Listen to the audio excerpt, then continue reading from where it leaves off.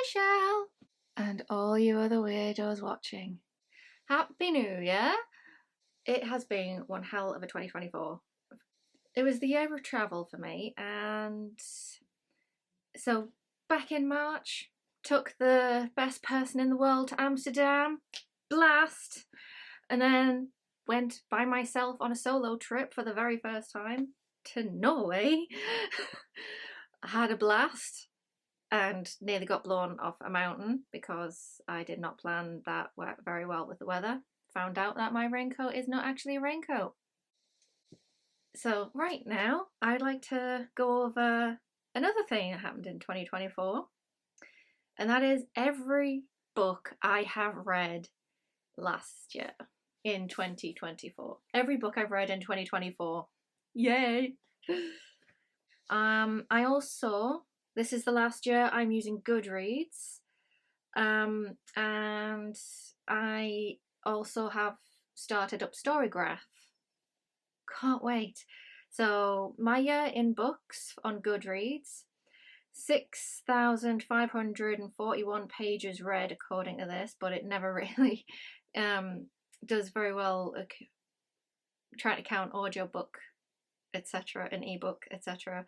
Yeah, but I've read 20 books out of my goal of 20 books. Yay! My shortest book was Letters to a Young Poet, and my longest book was Kingdom of Ash. My average rating was like 3.4 because I was using the star system this year. I think I had 2 books that I didn't give a star rating to. The highest that is rated that I read was Kingdom of Ash, because nobody dedicates themselves to reading 8 books in a series if they're not enjoying it. Anyway, I gave that one 2 stars. I'm going to switch over to Storygraph. My most read is adventurous stories at 14 books. My least read is informative and hopeful, both averaging 1. Next up will be inspiring at 2 and reflective at 2. But yeah, for pacing, I've read pretty split, 45% on fast and medium and only 10% on slow. And my page count, my average page count, half of the books I've read are under 300 pages.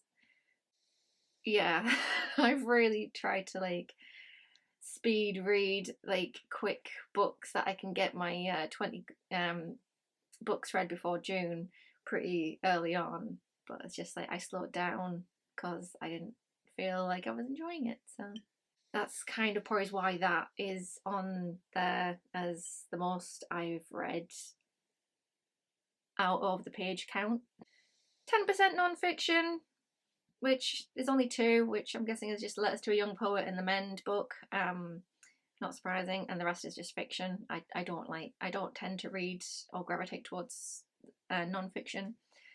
My most read genre is science fiction with 10 books, and then it's classics and fantasy tied with 6 books each, but The Hobbit is on both lists. I've read 4 horrors, 1 of poetry. It's Letters to a Young Poet. It's not actual poetry. It's just poets talking to each other via letters. It's not. I haven't read any poetry this year. But because there's poetry in the name, it gets counted. As for format, 1 digital, 1 ebook, 4 audiobooks, and the rest 15 as physical books, which I have stacked nicely, ready to go through. The most read author is Douglas Adams with 5 books. I want to go through all of the books I've read this year. Starting off the year very strong, and my goodness, I had to stop to read something out loud because it was just that good. And that is Hitchhiker's Guide to the Galaxy by Douglas Adams. My goodness, hilarious as frick. And then I read the next two, and yes, my covers do not match. They are kind of hand-picked from a set. This was my uncle's copy, and then I found these in charity shops, and I freaking love this one. But yeah, these were brilliant. I kept stopping to read out loud in all three of these books just because I loved the language. I loved the freaking humor. My mom even commented saying that my language has improved because I was using different words and like more intellectual words apparently because I was reading this series and enjoying it so much that it just seemed to have sunk into my brain, and I learned some new words, or I started using some new words in my lexicon every day. So interesting. Or just randomly finding yourself saying things you don't normally say because you've just read it and you just naturally picked it up over time. Next up we have Day of the Triffids, which is an audiobook I have on my e-readers, and this was definitely one of my favourite. Just oof, it hit on a different level. I was a little bored in the beginning, but then I just started to get intrigued, and then it just got horrific. The horror element just slowly built, and it's not that scary, but I had a very, very, very vivid nightmare shortly after reading it. I was that affected by it. And I think it's just something to do with being because it was like at the end result of where they were in that house on the farm and the fence and all of the Triffids around it. That was what the nightmare was like focused on. It's just like isolated, surrounded by these Triffids. Whoa. But it also how society went. I love old-fashioned sci-fi just because it focuses in on people's trigger responses and society's reaction, how people have dealt with it. And because if you do not know, Day of the Triffids is a classic horror sci-fi. It's just people trying to navigate that world, and they've also in this world where they've got these strange plants that have just grown so tall and they attack people. It is well worth it. I think this book is very effective on how people react to certain situations and societal responsibilities after a tragedy has happened, and having to pull together and help one another, whilst also people having different views on how to help or how to go about things.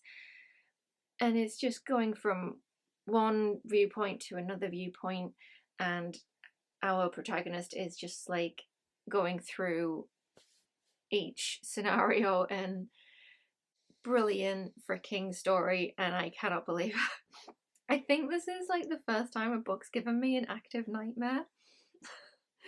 The audiobook did this thing where it played tense music at the end of each chapter, which unfortunately, to one of the end of the chapters, it really shouldn't have had suspense music, because I think it should have had sad music, because it was about the little girl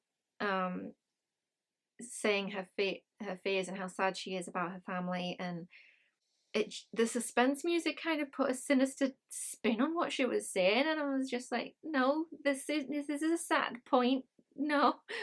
And the music just made me feel like something's bad's gonna happen. Oh no. So I think the audiobook should have like had a few different bits of music to end the chapters, just because it, yeah. The next one I read is The Great Gatsby, which is the free on YouTube, and I I don't really have any feelings towards it. I just don't feel anything towards it. What can I say? I have no thoughts on it. I do want to re-listen to it just in case I missed something, but yeah, it's something I'm going to re-listen to because again, it's free on YouTube and it was a decent audiobook. So it might just be because it's not the type of story for me.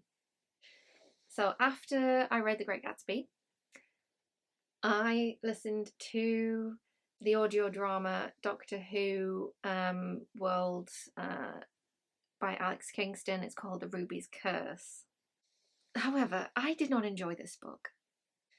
I seem to have this thing where this is the second sci-fi I've attempted to listen to, and it didn't seem to work because I don't know. I kept having to rewind just to wonder why we've moved. I think my attention span wasn't getting very far with the sci-fi audiobook. I had the same problem with Neuromancer, which is weird because I can't physically read classics, but I need to listen to them on an audiobook in order to understand what's going on, whereas sci-fi is the opposite. I need to physically read it. That was one of my issues. However, the other issue was to do with the plot. I really did enjoy reading some of the Doctor Who books when I was a teenager, and this has made me scared to continue reading some of the Doctor Who books or the bonus material that I have, because this, so it's basically just River Song trying to write the Melody Malone a Melody Malone story. So we are following River Song doing her shenanigans and Melody Malone doing her shenanigans, and every time it was in River's perspective, she kept on having to remind us that she's a psychopath, and it just, do we have to keep bringing it up every 5 minutes? No.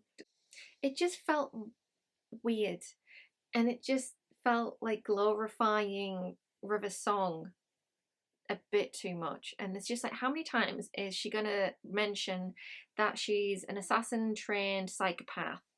I don't think they know what a psychopath is.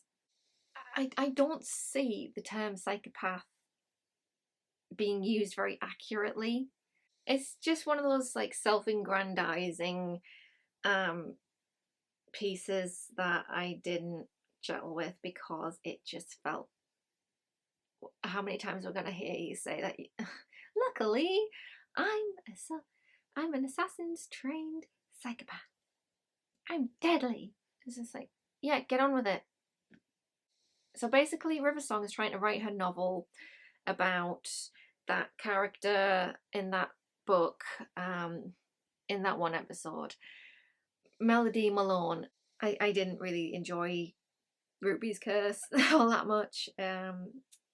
It was good action adventure, but at the same time, I had issues with certain aspects of the story, especially when we are constantly perspective shifting.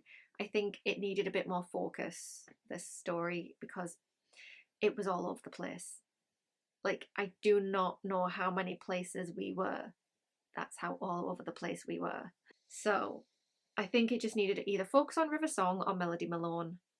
Either that, or it needed some things taken out just to streamline the story, because they do connect these stories just because of what is going on. But at the same time, it just, the whole thing felt very convoluted.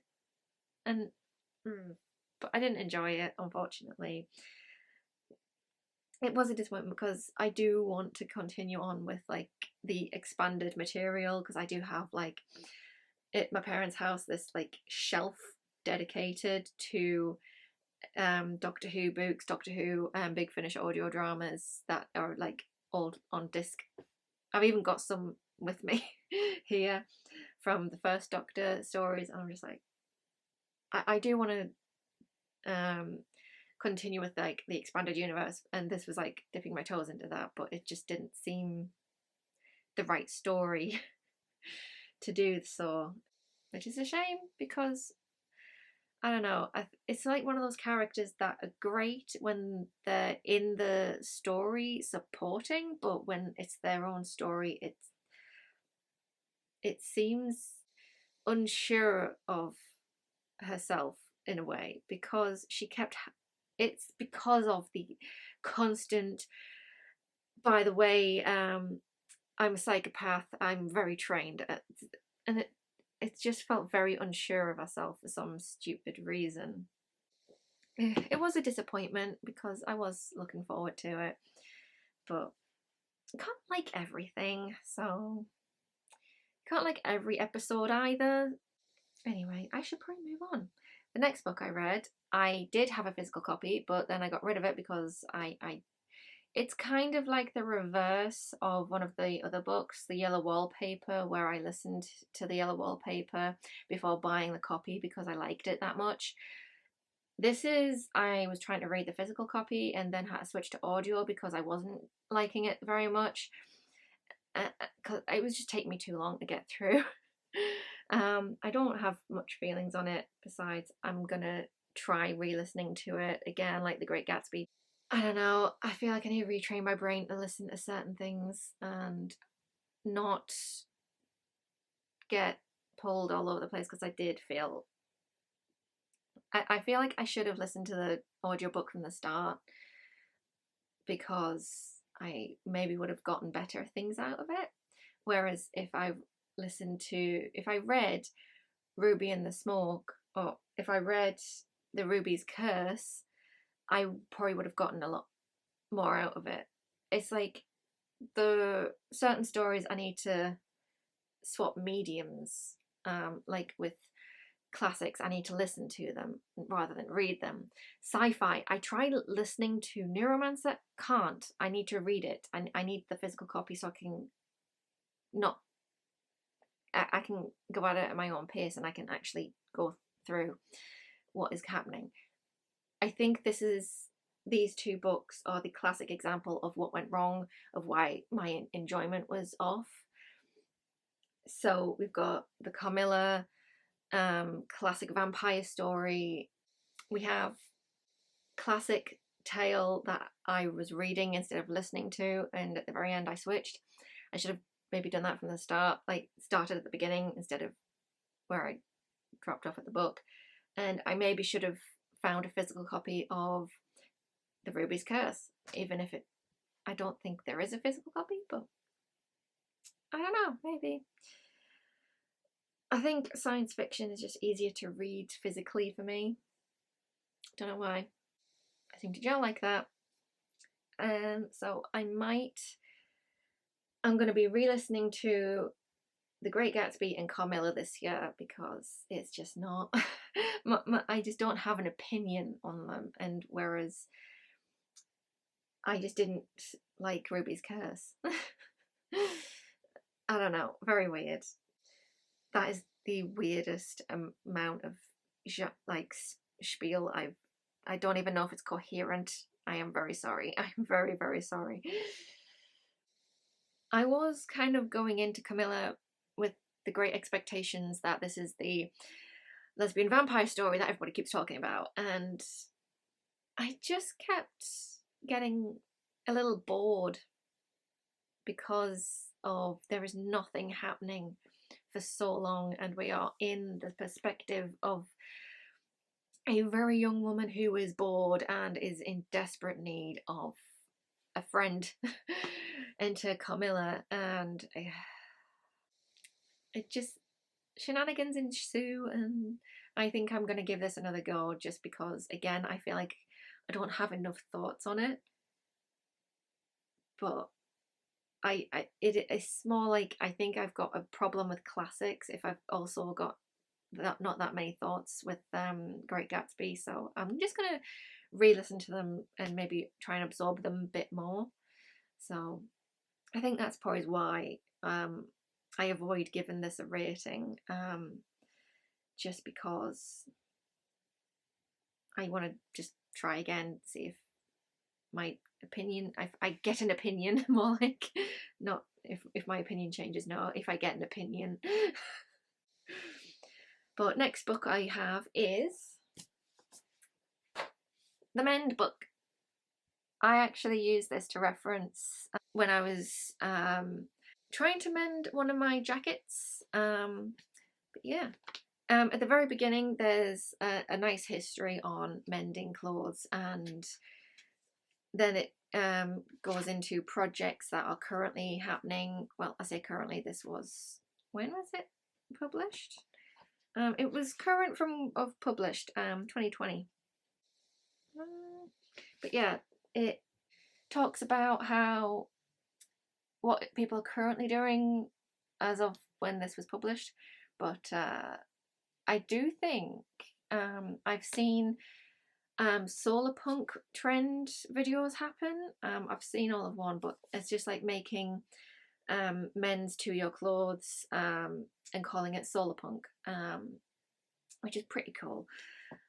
But yeah, I found this pretty useful. It even has how-tos on it, and I think if I can actually, and even really good examples of the men's as they would be shown at the end. And I did enjoy it. It's just one of those things that I just took my time with, just because it is non-fiction and I'd rather learn the methods properly rather than just like skim through it and pick up nothing. So I did enjoy it. Do recommend it if you are into trying to mend your clothes and you don't know where to start. It does have diagrams on like basics, the different techniques. Blanket stitches still look complicated to me, but if I keep referencing that book, I'll probably pick it up better. But yeah, next book was The Martian by Andy Weir. Again, another book that is very popular, and I thought, I have the audiobook narrated by Wil freaking Wheaton.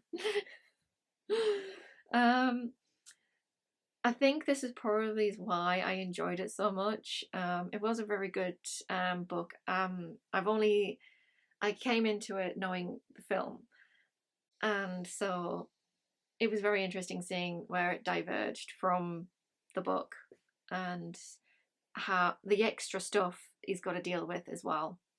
And honestly, I just found Wheaton's narration just hilarious at times. He really throws himself into it.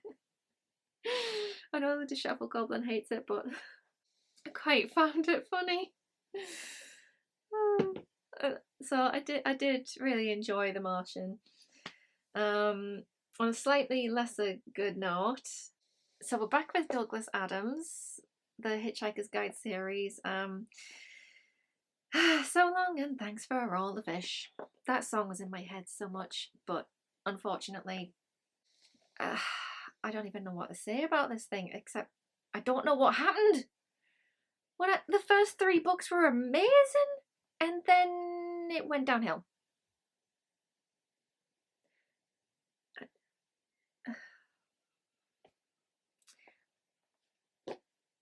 Just what is all I can muster for this? Just what happened? It's just like it should have ended on freaking 3. Even the back of the book claims volume 4 in the trilogy of 5. Even the books claim it's just a trilogy. Just claim it as a trilogy. Do not read book 5. Do not read the rest. And I don't even know what the hell was going on. I mean, Arthur's on Earth and he's wanting a girlfriend and stalks Fenchurch. What? And I don't even know why Fenchurch's brother was like trying to restrict us so much for being weird. She's not that weird. And it was just so boring. It was just gone from this absolute absurd story of Arthur Dent being flung through the universe, and now I think I blacked most of some of the explanations out of my head because I just didn't like the book so much about why the Earth returned. Don't like it. I really don't. But next up, we have Letters to a Young Poet. When I was doing the newbie book tag, I kind of forgot I did reread this book this year. So when I said that I haven't reread a book, I kind of forgot about this thing, and it's because I keep forgetting the contents. And so it is a book I'm probably gonna keep rereading because I think there are some nice letters in here, and it's just a poet reaching out to his a young poet reaching out to a famous poet for advice. That's literally it, and the advice is quite nice actually. But yeah, I will probably be rereading this at some point in the future just because, probably not this year, but again, it is like one of them that I thought I could flip through in very quickly, but again, I probably will return to it just because it is nice to dip into as a creative person, and I do recommend it as like just something small to read and get some advice from somebody who also has like creative spark and creative drain and creative block, etc. And I don't know, it just was nice listening. I have underlined. Oh god, did I underline an entire paragraph? I underlined an entire paragraph. Not waste too much time and too much energy on clarifying your attitude to other people. Yeah, definitely got some good advice in here. Recommend. Even if you're not a poet, even if you're not a creative, there is some stellar advice in there. Next up, is Tower of Dawn, this bloody brick. Oh yeah. So Tower of Dawn by Sarah J Maas. I hate Sarah J Maas. I will not return to any of her writing. It is not for me. I think she's great at writing really good horror, really good fantasy, lore, and magic system. That was brilliant. She was more interested in writing the romance, and I hate that. You could tell who she wanted to hook up. Like the two people who hate each other, I kind of knew that that was going to happen. And quite frankly, that is the worst relationship. I'm sick of relationships that start out as enemies to lovers and they're just, no, they're both stubborn and I'm sick of it. I hated it. I hated them. Yeah, and I think her name is Yrene. I think that's how you say it. And every now and again I get the song Come On Eileen stuck in my head because I will keep having to stop and sing Come on Irene, you freaking stupid, just stop doing the, why are you freaking obsessing about this? And then she becomes unprofessional when it comes to certain things, and it's just,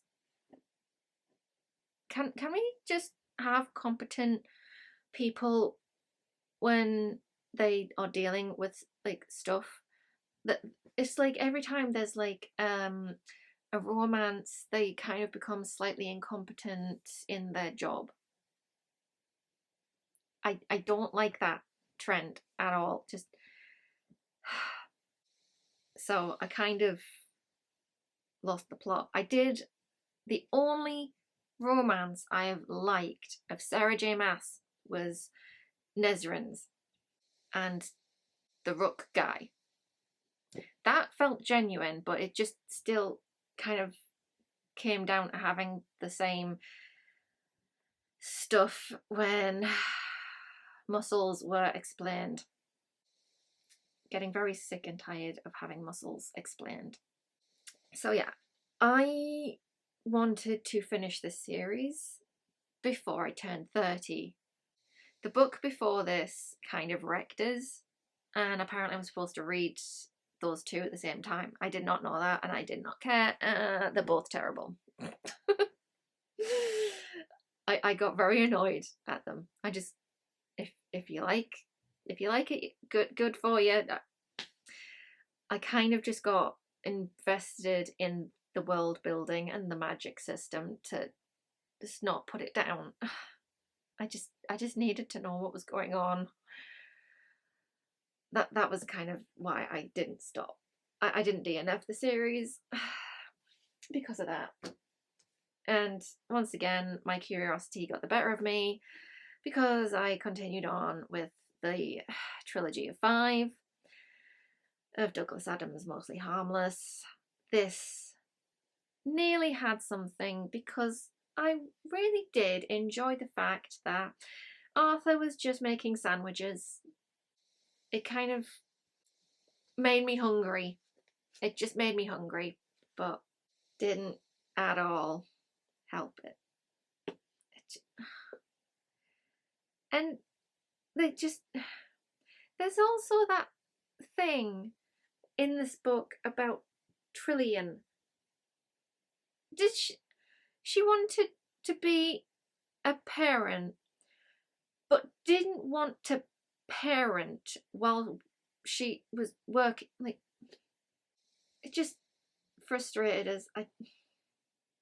If you are interested in Douglas Adams's Hitchhiker's Guide, it is a trilogy. Do not read 4 and 5. You will be furious, disappointed, and wondering what the hell you've done with your life. Like what you could have been doing instead of reading this. It's like, I don't understand how it was. I don't get it. How can you have 3 brilliant books and then 2 duds? What? Can somebody please help me? Just somebody explain. Somebody please. And then I listened to Calculating Stars by Mary Robinette Cole. Oh God, I am terrible at speaking. I should probably work on speaking out loud. But this is book 1 in the Lady Astronaut universe, and it is really good. I found that really interesting, and just starting off with a bang, and then just how I guess I really like sci-fis that focus on society's response to a catastrophe, and this was done pretty well because it's got that feel of what it would have been, what the attitude would have been like back then, and it's just yeah, they're trying to keep calm, carry on type thing, and it's just not working. They're trying to like really get the government to get their finger out and actually help save the freaking human race. But I did enjoy it. The narration was pretty spot on. I did enjoy the narration as well. I can't remember who narrated it. Oh God, it doesn't say on here. I'll have to find it. I'll try and put it on the narrator on screen if I can find the narrator's name, because I did enjoy the narration for the Calculating Stars. And then after that, I was able to just hunker down and get through the last book of the 8-book series. It finally, and I'm just gonna say, this would have been good. I would have ranked it higher, but one thing made me nearly take it to a 1 star. But because the rest of it was fine. And there was that Iron Mask scene that made me sob.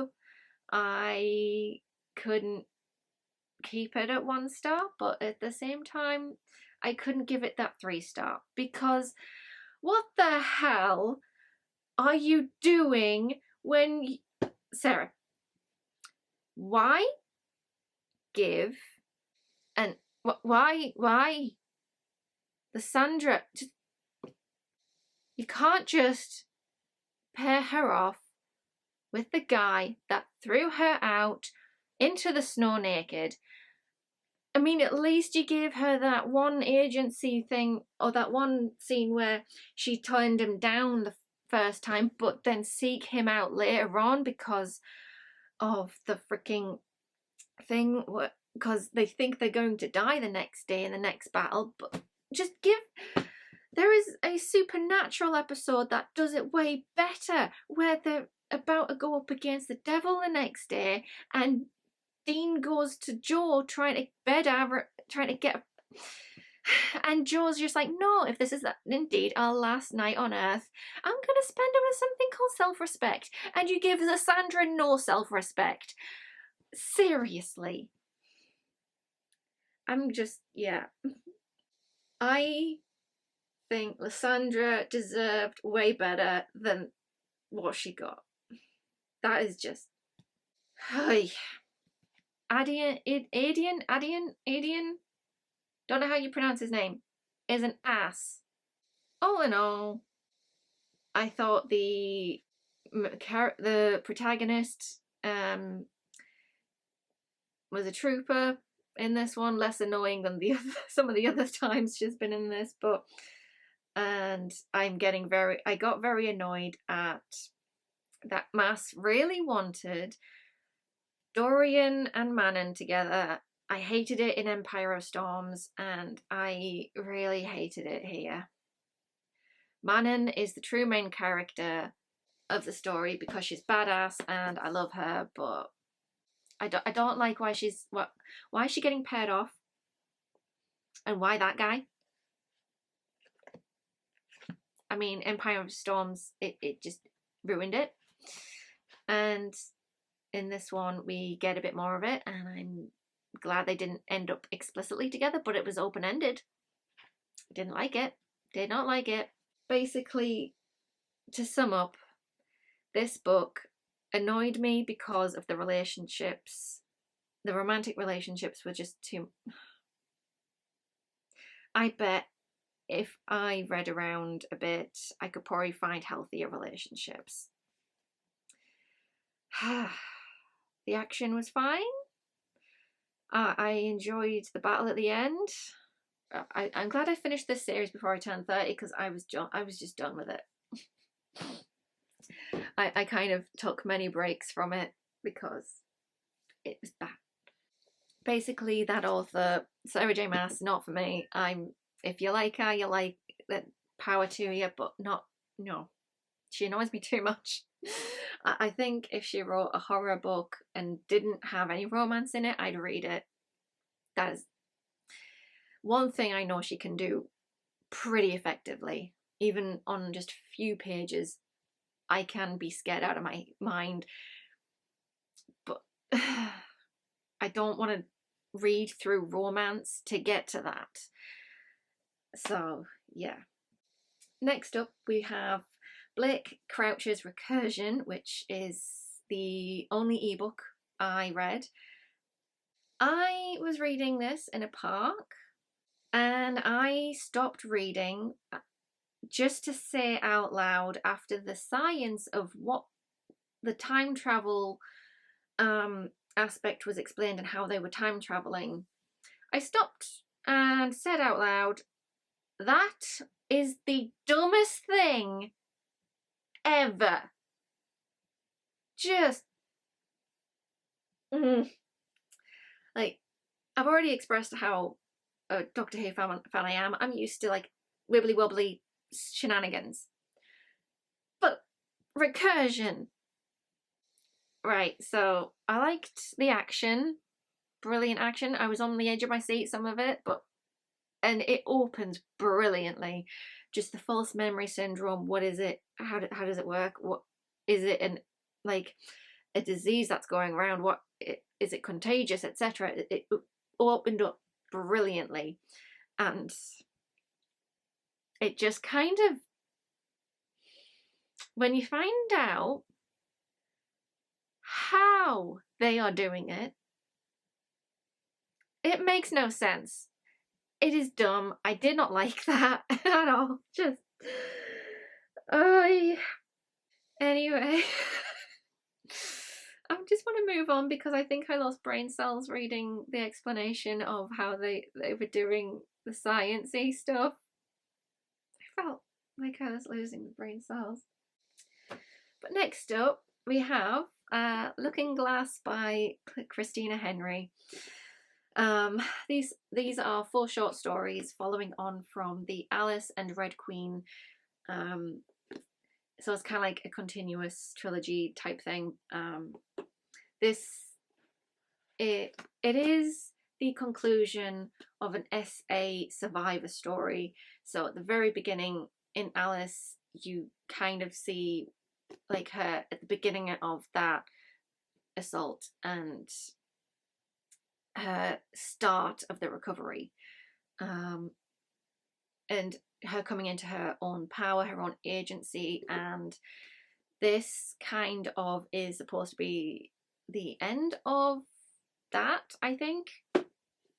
The first story kind of revolves around her, a little girl back in the new city, and I just wanted to see the old city, the new city burn, because we're getting some information about it, and all I'm thinking is I just want to see this city like be dismantled. Like, they say they're the good guys, they are not. That we finally see Giving Day, and the little girl's got the magic, and she's just got so annoyed by the leaders because they're all trying to walk on this pristine marble that gets polished every day, just to pristine the white marble, just to keep it all pristine and nice. And she just like bleeds the color of her shoe into the marble as a stain and curses one of the guys in charge to obsess over the stain. I freaking loved that. I loved her use of her magic. I really did. She was very bratty about it and just like, I don't like you, I'm gonna curse you. So I did enjoy her use of it. We then have Hatcher's backstory, which we kind of didn't need, and I just got more interested in his first mentor before he went off with the rabbit, before he went off to work for a crime boss, and it was just like a underground boxing ring kind of thing, and how he came to be in the situation he was in. Honestly, it is the longest story. Oh no, wait, there's a story before that. It's basically I kind of call the second story unnecessary, but that Christina Henry writes horror. This particular one is like, you know, those nightmares where you are in a place and something's coming to get you and you cannot for the life of you run. You are running, but you're not moving. You're not actually going forward. That's what it was like reading that second story. It is very like horror focused in this house of just grotesque like creatures that are like hatching from the ceiling, and her trying to move forward as quickly as possibly she can before they come and get her. And it just gripped me, and it did feel like one of those nightmares where you just, no matter how fast you run, you're not moving forward. That's that feeling I got, and I thought it was done brilliantly. So then we had the third story, and then with Hatcher, I in the fourth story it felt like there was a build up and then we got catapulted through what we were supposed to be scared of. So yeah, it's kind of a mixed bag, this short story collection. I did actually have a full review of the trilogy, so if you are interested in that, go find it. I'm not linking it. Then we have this. This is traumatic and I love it. And I thought I was going to hate it halfway through. I thought I was going to get rid of it, and now I think it's a masterpiece. So I think it's a roller coaster of a ride. Yeah. Basically, to sum up, town infested with spirals, they slowly take over, and as everybody spirals into madness. It is very horrific, very graphic, and the artwork in here is beautiful, but also you will be disturbed by the what we see. I do have a reaction video of this. I may have forgotten to film an intro for, so if you are interested in seeing my reaction reading this roller coaster of a book, do be aware I forgot an intro. And it is just me reacting to it as I read and then my thoughts on it at the end. Next up we've got Tolkien's The Hobbit.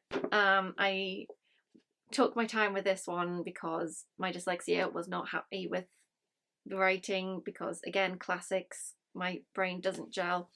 So I didn't want to I did want to like physically read it. I was reading it from July to, oh god, it took me months, but it was around Gollum's Cave when my brain just went, and I'm reading quickly. This is Gollum's Cave. The riddles chapter was phenomenal. Oh my god, just brilliant. And then I think the Disheveled Goblin released his review of it because he read it around about the same time, and I kind of was just like, yeah, the Battle of the Five Armies is 5 pages of the best battle I have ever read. I was more entertained through 5 pages than I was in 3 movies. Also, if they'd actually given Thorin his harp in the movies, it would have been so much better. I will harp on about it. Guaranteed. Just saying. Next up, I just finished this yesterday. Assassin's Apprentice by Robin Hobb. Oh my goodness. Oh god, how do I even talk about this? Fitz, I was expecting to get Fitz as an adult at some point, but no, this is him growing up. And yeah, I was surprised at just how much of his childhood we got, and it is very interesting. I'm hooked into the world building. The magic system, it took me a little while to figure out. Also, the writing took me a while to for my brain to click, because it is beautiful. Robin Hobb's, I think if I had a pencil, I would have underlined stuff. Oh god, where is it? Can I find something? It is the nature of the world that all things seek a rhythm, and in that rhythm a sort of peace. Certainly it has always seemed so to me. It's just little things like that, and it's just beautifully written. And I kept on referring to the map at the beginning. I love maps. I'm even drawing a map. I cannot wait for book 2 and 3. I'm ready to go. I am ready to go. In 2025, I'm finishing the series immediately. Well, I did take my time with this because I was dawdling at the end. I didn't want to finish it. It was, I don't know what exactly I was hooked on, but it just, I think there's this gap of epic fantasy I was craving. And as nice and sweet The Hobbit was, I think I was able to grasp Robin Hobb's writing style after I read a few chapters in, and I was just like, away I went. And I like the Six Duchies. What can I say? And Hobbs just so skilled at making me care. And I legit thought, Nosy, oh god, I hated one of the characters for so long, and then all of a sudden character drags the evil teacher and beats the crap out of him, and I'm just like, do I like this guy again? And then a few chapters later, no, I hate this guy again. It's just like these characters are so full of depth that it's just like, yeah, we get where he's coming from, and I know that little, but at the same time, boy, do we hate him. Oh, I cannot wait to continue on with this series. So good. Anyways, I'm gonna say my 5-star books. I have 5 of them. It is Assassin's Apprentice, Restaurant at the End of the Universe, Uzumaki, The Martian, and Hitchhiker's Guide to the Galaxy. Top 5 books of 2024. What can I say? So, yeah. Those were the 20 books and my top 5 of 2024. I am dead excited about what I'm going to be picking up next year because of my attempt at gamifying it, which I could probably do now. I could pick my selection now.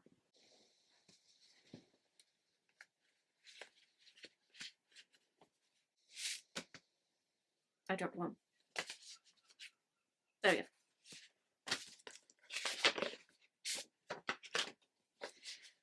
Okay, I got book 5.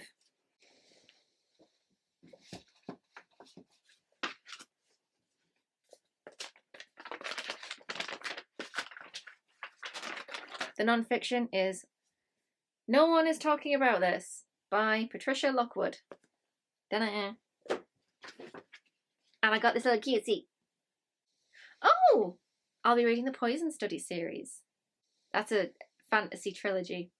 I don't know how I'm going to fit that in with the Farseer trilogy, but I can't wait. Yeah, that was what I read in 2024. Before I sign off, I would like to give a beautiful shout out to the beautiful commenters. I should probably point out I have social anxiety, so if I don't comment back, I am working on it. I am just terrified. There's something about commenting on another YouTuber's video versus my own comments, and it's just, I can blindly comment versus I'm having a conversation with people online that I don't know. I mean, if I was to have a conversation with a stranger in person, that's a different story. I'm Northern, I can do that. But online, it's like my social anxiety. It's a different story. But thank you so much for your kind words. I appreciate it. I am trying to heart everyone that I am hearting and like I'm liking and hearting. So thank you so much. And I have about 5 subscribers going into 2025, and I can't actually believe it. Oh, it is very, very, very, very, very weird just to think people want to come back to my channel, and it's just going from, okay, I'm speaking into the void to I now have an audience. It might be small, but I'm kind of getting over the slight, oh god, is this happening phase, and it is slightly terrifying with my social anxiety being what it is, but I'll be working on it, and maybe I can comment at some point. just reply to some of you. Your all of the comments I have received are brilliant, and I do appreciate it. So, anyways, so that was just another video. Bye, Shell, and you other weirdos. Have a good New Year.